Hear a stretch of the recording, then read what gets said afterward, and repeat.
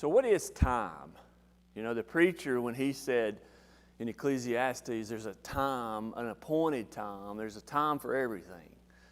So what is time? As we begin, think about what is time. You know, I guess we've all heard it.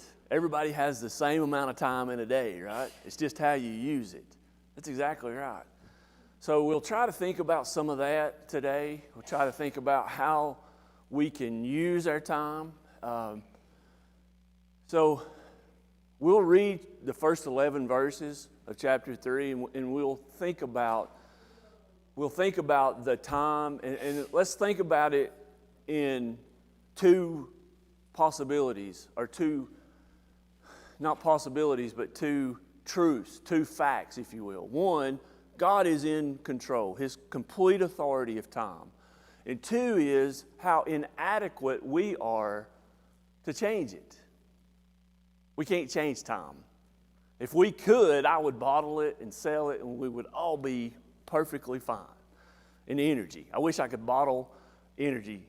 Every Sunday when I see these kids up here, it makes my heart feel good. And then I think, man, I wish I could put a bottle, cork it, and then give it out. You know, who would be first in line for some of that energy? But let's think about it in those terms. And Alan has, in our outlines, given us an introduction. So I want to read a couple of paragraphs here as we begin, and then we'll read Ecclesiastes, the first 11 verses in chapter 3. Dr. West was a professor of Greek and New Testament studies in a number of universities. He had a plaque on his desk, and the assumption would be that his name was on that plaque, but it wasn't. It was a Greek saying, and can anybody read Greek? I'll let you read it. I can't either. But basically what it is, it's translated, an hour has glory. And his thoughts were, and he encouraged his students to take every opportunity to be practice, to get better their Greek exercises. Basically, he was teaching them to do it all the time, right? And then he says that to seize the moment and to use it for the glory of God. He was thinking time was positive, okay? Well, the preacher in Ecclesiastes gives us the contrast. He gives us the dark and negative parts of time. Both are true, correct? There's good and bad in time. Well, that's the truth. Clyde said if you don't use it, you lose it. You can tell he worked for the government on some government grants at one time. Because that's what they say. If you don't use it, you don't get it again. You lose it, right? So the second paragraph there in our introduction, Alan's basically said it like this. In contrast to the positive emphasis Dr. West placed upon time, the preacher in Ecclesiastes presents the darker side of it. The poem on time in chapter 3 is one of the most famous and infamous sections of Ecclesiastes. The preacher sees time not as an opportunity to seize, but as a trap where humans are caught in the appointed times and cannot do anything to free themselves. Time will run its course, and all people have played its game. And then how can we adjust and participate joyfully under the tyranny of time? I had to look that word up. You know what tyranny means? It's basically cruel or obsessive. We usually think of it as a government. They unwilling to negotiate. It's a really hard system, and that's kind of what time is in this introduction. So let's read the first 11 verses, and again, think about the authority of God in time and the inadequacy that we have according to that. Verse 1 of chapter 3. To everything there is a season, a time for every purpose under heaven. A time to be born, a time to die, a time to plant, a time to pluck what has been planted, a time to kill, a time to heal, a time to break down, and a time to build up. A time to weep, a time to laugh, a time to mourn, a time to dance. Time to cast away stones, time to gather stones. Time to embrace, a time to refrain from embracing. A time to gain and a time to lose. A time to keep and a time to throw away. A time to hear and a time to sow. A time to keep his silence and a time to speak. A time to love and a time to hate. A time of war and a time of peace. What profit has the worker from that which he labors? I have seen that God-given task, which was the sons of men, are to be occupied. He has made everything beautiful in its time. Also, he has put eternity in their hearts, except no one can find out the work that God does from the beginning to the end.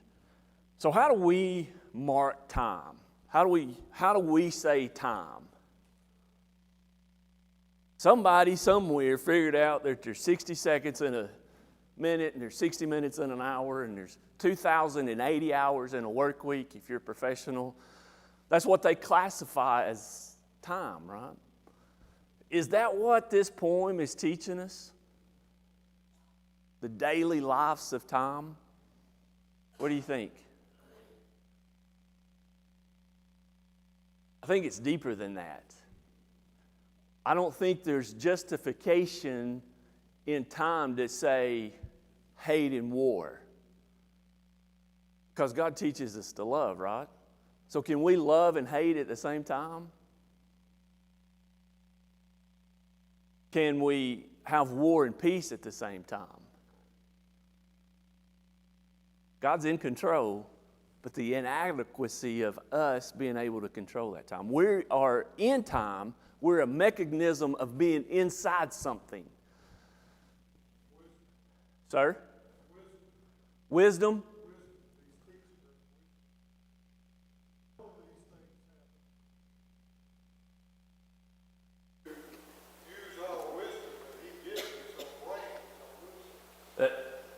That's true. Dennis said, yes, sir. Dennis says that he's teaching wisdom. He's teaching that we have the capability of using it properly. And if we do that, we have the opportunity to lessen maybe the blows of the bad things, right? Because they're coming through it.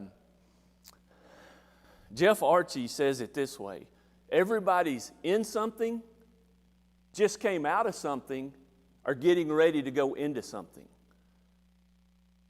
And that's pretty good, isn't it?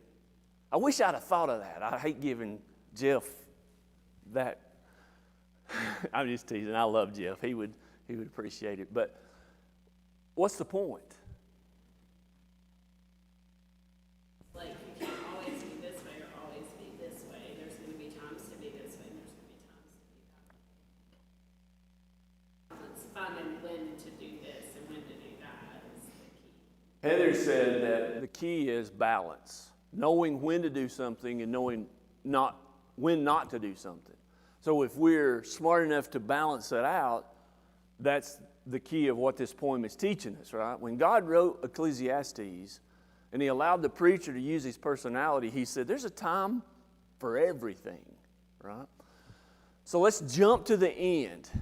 And to help us answer this question, on the end of your outline, there's a statement. No, he didn't put it there. Let me read it to you.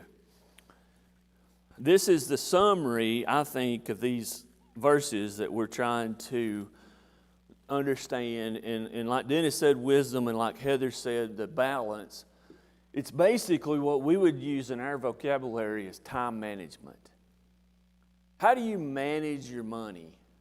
How do you manage your responsibilities? How do you manage your recreation? How do you manage all the things that we try to do? Can we manage time? Sure we can. Consequently, faith in God will help us face the doubts, fears, frustrations, and burdens of life with a spirit of confidence instead of a spirit of defeat. God is truly the God of time management. This really, isn't he really just describing life for us? I think so. Yes, sir. Clyde said that in Ecclesiastes 3, isn't God just describing life to us? And he's saying it's all the same for everybody.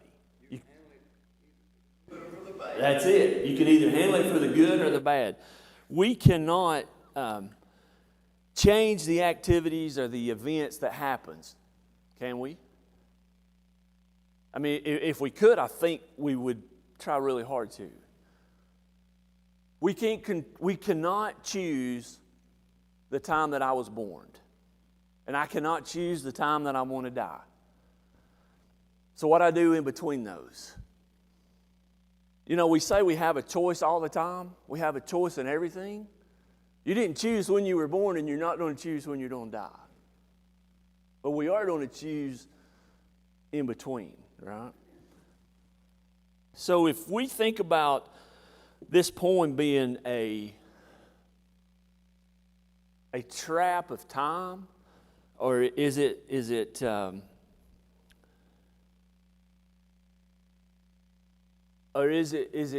a freedom? Is it a trap or a freedom? If somebody says both, I'm going to say that's the correct answer. Can it be both? Can it be a trap and can it be free? How can it be a trap? Confined within the parameters of time. Kim says we're confined in the parameters of time. And that's exactly right. We can't change that mechanism that we're in, right? So if we can't control that, how can it be a freedom? There it is. We make a choice. We make a choice to serve God, right? So if we're making choices to serve God and we're in this mechanism of time, we have to understand the authority and the inadequacy of our part to change it. So God's authority over time, the first 11 verses, and our English translations really do us a disjustice in this part of the section, because I think the context is the first 11 verses, and most translators stop at verse 8 at the time, and then it switches over to God and serving God in that thing.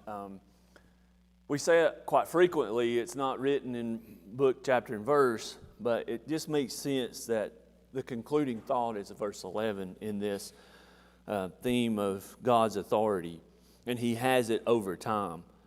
So the phrase appointed time, or in the New King James, a time, we would say it an appointment, right? You have an appointment to. It's a scheduled time. So the appointed time and the word event underscore the authority of God and refers to Him being the creator of the world. So if we think about these verses, the timing of time, many readers get the impression that the preacher is providing a principle of life that justifies certain human activities. But how would you, again, justify hatred and war? How would you find that it's okay to hate? So it's not a attribute. It's describing, like Clyde said, what we're living, what we're doing, what we're going through. Any questions or comments? So the next part is God's authority over time and our human limitations over time.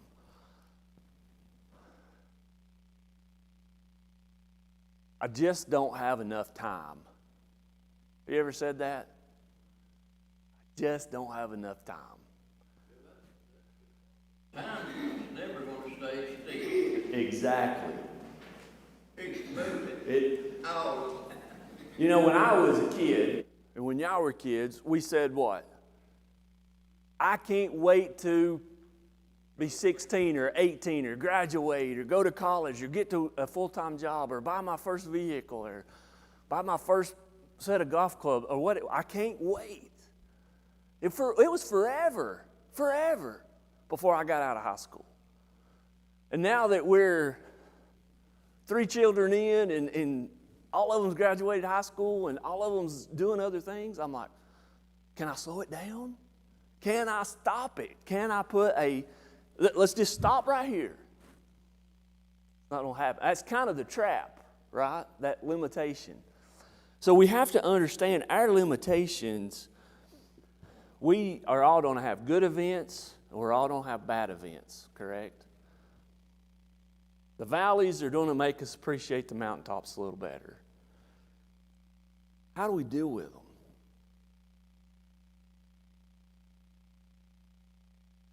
We cannot predict time, we cannot control time, and we cannot explain time. Can we? Can we? Understanding that time's mysteries requires faith in God. I think that's the first key point of this first section. It's talking about time and the time management and how we're trying to do. So there are things that are predetermined. Our salvation is not predetermined. Like we've already talked about, if you're being born, if your death is already predetermined. God has given, not given, He has in His being, He knows when the world's going to stop. All that's predetermined. Seasons are predetermined. The water cycle's predetermined. When He created us, He gave us what we call free moral agents. He gave us the ability to choose. So if we're choosing to spend our time in an effort to serve God better,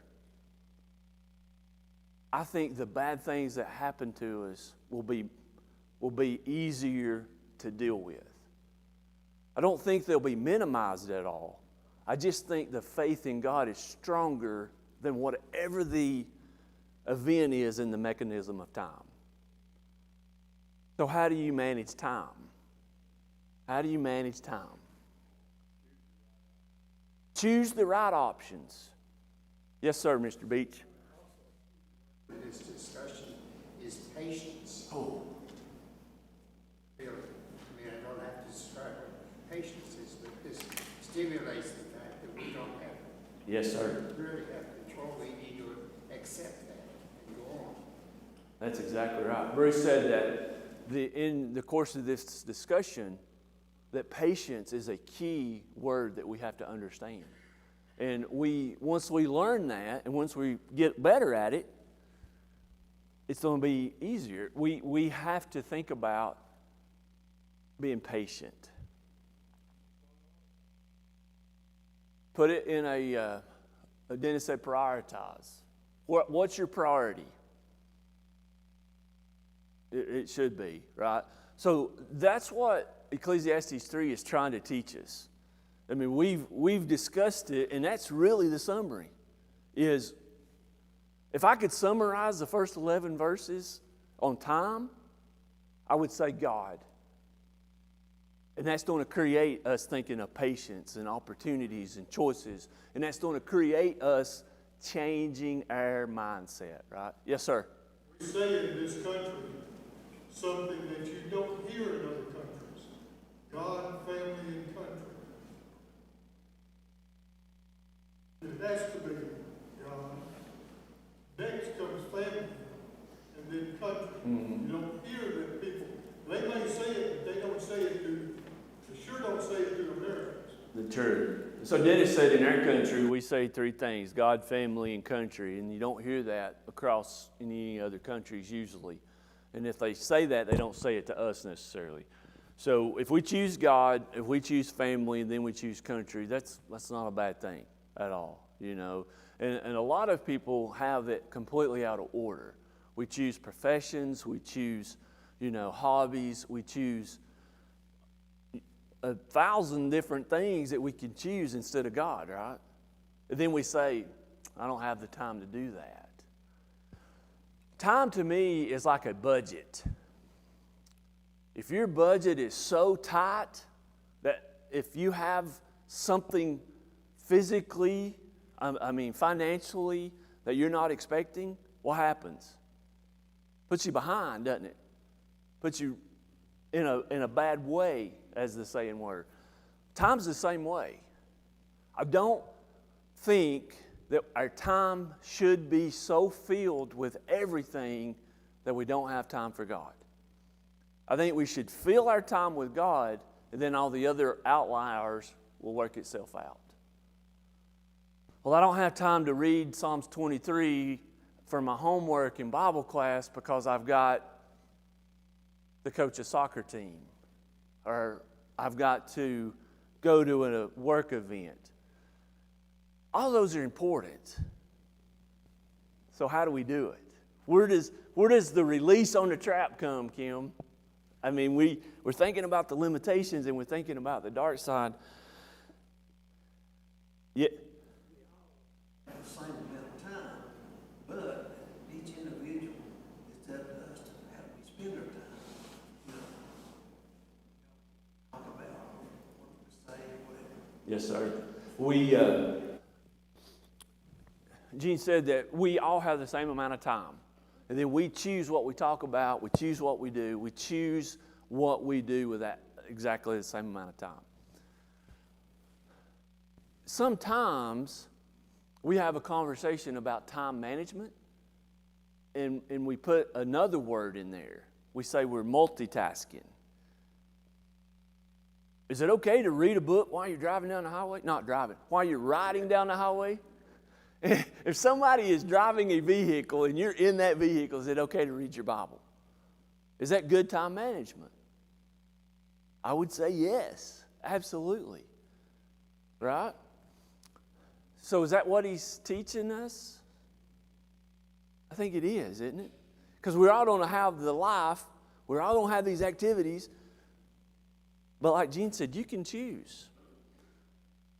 Sometimes when you try to read in the car when somebody else is driving and you struggle reading print and you try to read it on your phone, it don't work out very well. And especially if you don't have good glasses. I guess I'm speaking from experience. Yes. And if you, Miss Betty said if you are driving, listen to a tape. Yeah. She listens while she drives. So that's Wayne Jackson. Oh, yeah. There's plenty of material from Wayne Jackson. That's right. So, as we conclude point 1, let me read what Alan wrote. And I want to give Alan the credit for this. This is his words. He studied hard. He's got it all written out for us. I'm just trying to lead our discussion so we can learn. But he says it this way. The preacher reinforces God's authority over time by noting how all people are at the mercy of time. What profit is there to the worker from that which is, he tolls, I've seen the task which God has given the sons of men with which to occupy themselves. Ecclesiastes 3, 9 and 10.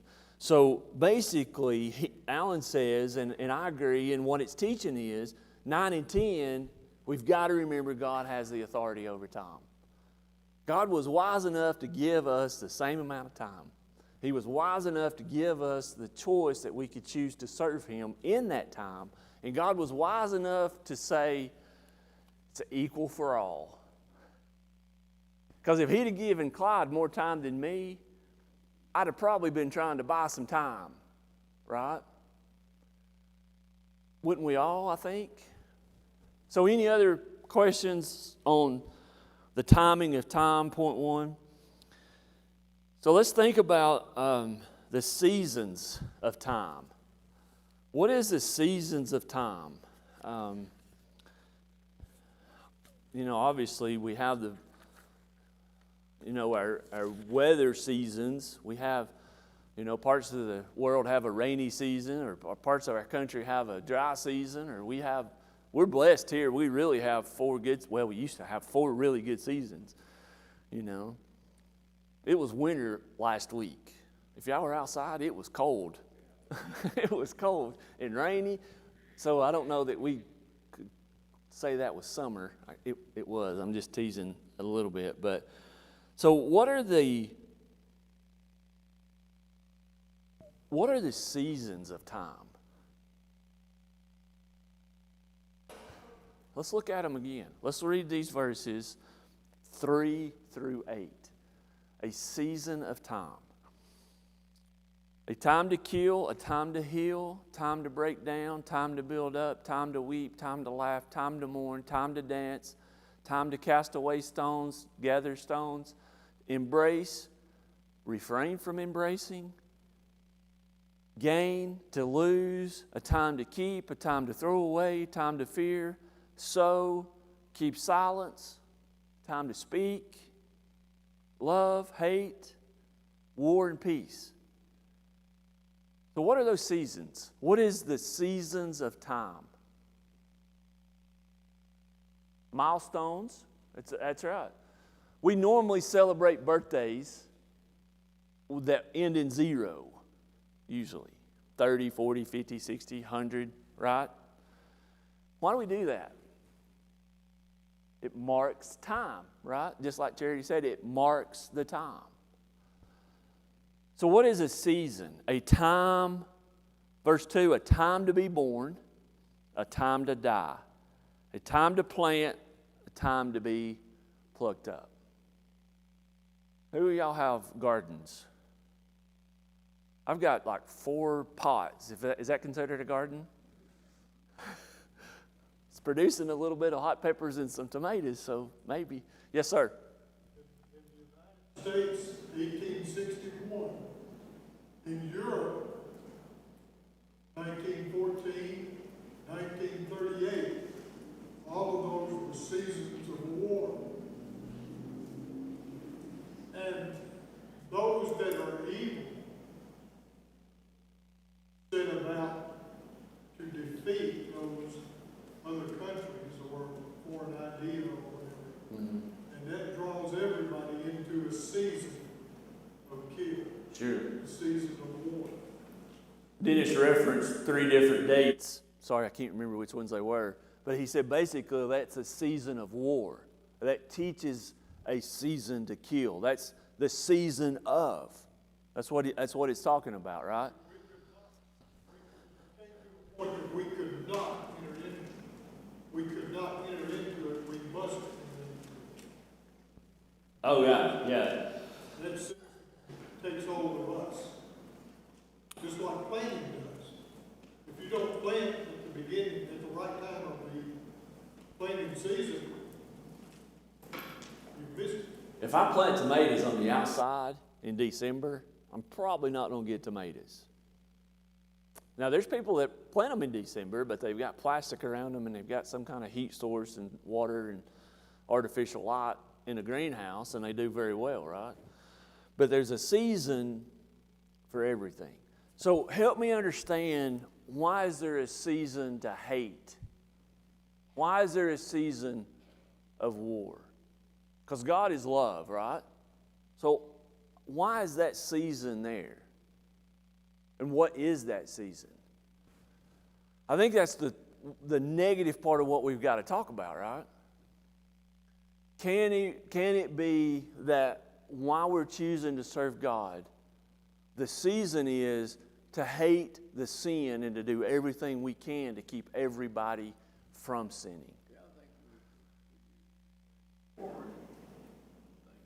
That's just because people have made the wrong choices.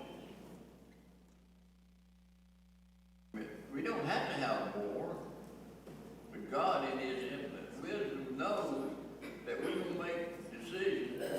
We're not going to get along. Mm-hmm. Yeah. Just like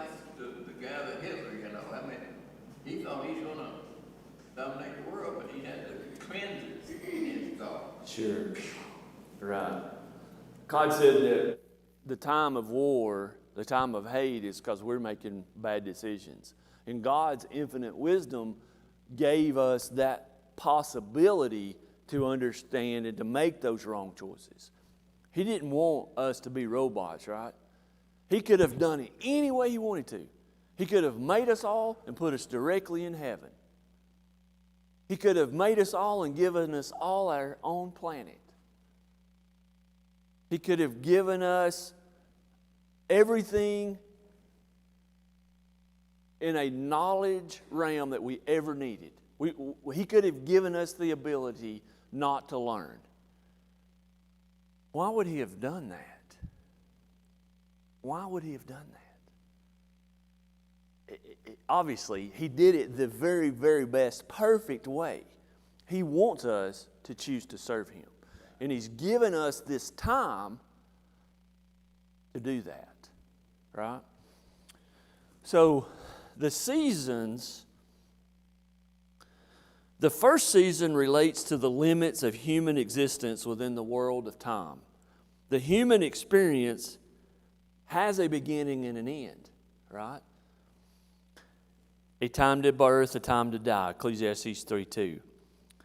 The preacher views the time span from birth to death as a period of what? What would you say that period is? Utility? Does that help us? You know, was it Solomon that said that life's like a vapor? What's a vapor? You ever boiled tea or boiled something on the stove and you see? Yeah, you get hot water to boil. If you make spaghetti and that water's boiling and you put the noodles in that hot water, immediately the smoke and the vapor goes away. Immediately, because the temperature changes, right? And then it gets hot again, and then it does what it's supposed to do. So you turn the heat source off of it, and it immediately stops. That's our life, right? Like a vapor.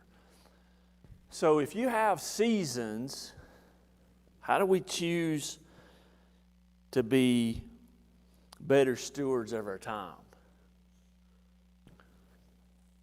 I think we have to, like we've already talked about, to study our Bible, to do the things that we need to do there. Yes? I had a nutrition class, and one of our assignments for a week, we had to keep up with everything we ate. I mean, everything. And you know, it was before you had apps to do it, so it was hard. But it really made you think about, like, before you took a bite of something, you were going to have to record all that, so it's kind of a pain.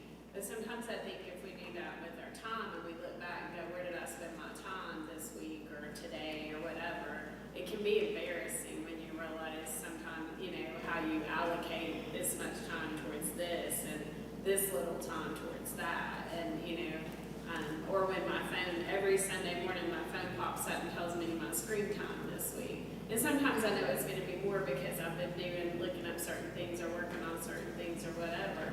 But other times I'm like, that was just pure, you know, entertainment and nothing else. And that's embarrassing when you compare that to other ways you spend your time. Mm-hmm. That's a good point. Heather said that when she was in college, she had a nutritionist, and the class taught her to write down every single thing that she did, everything that she ate for a solid week, before the apps on her phone, so it was quite difficult. And it made her think what she was actually doing. And in relation, she referenced our cell phones. How much screen time do you have in a week's time? She said on Sunday morning she sees a notice, oh, I had this much screen time. Well, we've chose not to do something else than look at the screen time. And it could be very embarrassing how we choose to spend our time. And that's a very good point. Look at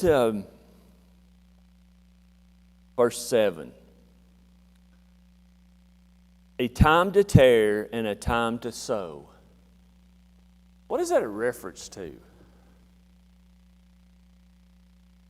You know, in times gone by, people would tear their clothing to show mourning, to show that they were in some sort of mental sadness, or even more than that, it could be death. So they tore their clothes, right? But then what's the sew part? Well, you put it back together. So you start putting your mind back together after you've had that traumatic event, right? So is this verse 7 teaching us that we can choose to be positive in the mechanism of time when it's negative? Is it teaching that? I think it is. And here's my application. Yesterday, Heather and I go to a wedding in Knoxville, and we were with David and Sheila, and it was a very, very good service. Their son Drew and Beth got married, and we enjoyed the service, and then we enjoyed fellowship, and then we enjoyed a meal, and some of us, we even enjoyed cleaning up a little bit because we got to laugh and visit and that kind of thing. Heather and I get in our car, and it lights up like a Christmas tree. Everything that I think could go wrong on that Ford Explorer, the light was telling me it was wrong. The four-wheel drive was out. The automatic transmission was out. Oil needed service. Went on and on and on and on. And then there was a little bitty wrench that come on. Service required. I just kept hitting okay. Opened the hood, looked at the fuse box, tried to, but it was running. The conversation that Heather and I had on the way home was about the wedding and how pretty it was. We didn't really talk about the car. I was disappointed at first, and I was a little bit aggravated because I was thinking, I'm going to have to spend some money when I get home.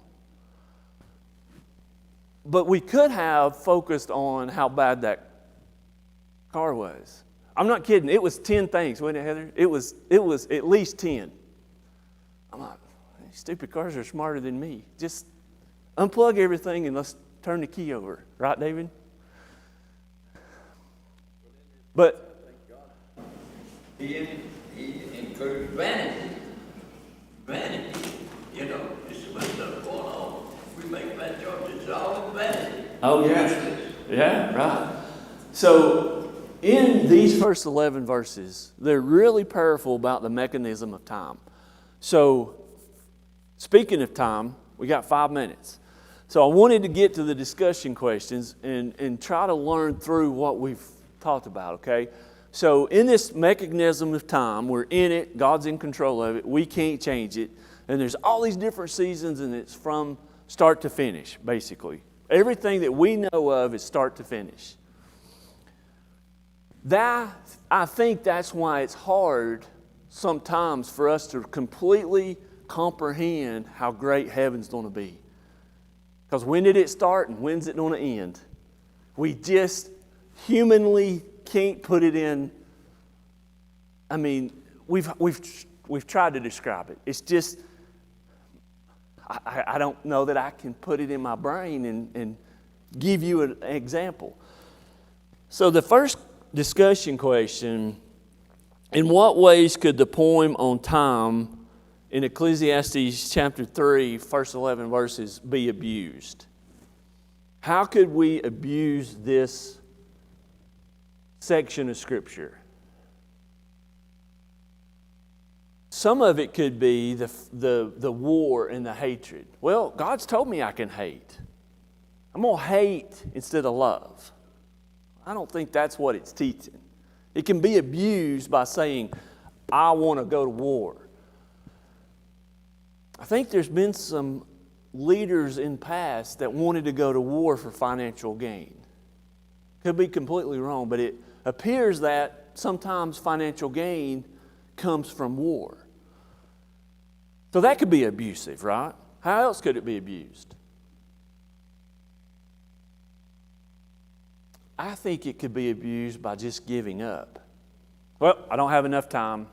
I'm not going to change anything. I'm going to be born and I'm going to die. Could it be abused in that way? So number 2, what is the significance of this poem on time? What is the preacher's purpose? And does he succeed in the purpose? What's the purpose of this, God's wisdom giving this to us? I think when we summarized it earlier and we said God's authority over time and God has given us the choice is what we need to think about. I think that was the mission, and I think he succeeded very well in saying, it's up to you. What are you going to choose to do with the same amount of time that everybody else in the world has? What are you going to do with that dash, if you will, between the dates on your headstone, right? How can time be your enemy? How can time be your enemy? If you waste it. If you waste your time, if you waste your money, if you waste your, it's almost like the prodigal son, isn't it? The riotous living. He wasted it. God said wasted. That can be an enemy. How else can it be an enemy? Could it be an enemy that it is so restrictive that you don't get anything done? That you think about, well, I can't get that done, I don't have enough time. Well, I can't get that done, I don't have enough time. And before you know it, you've got a list of 6 or 7 or 8 things and you don't have enough time. So how could it be your friend? Here's where we'll stop. How can time be your friend?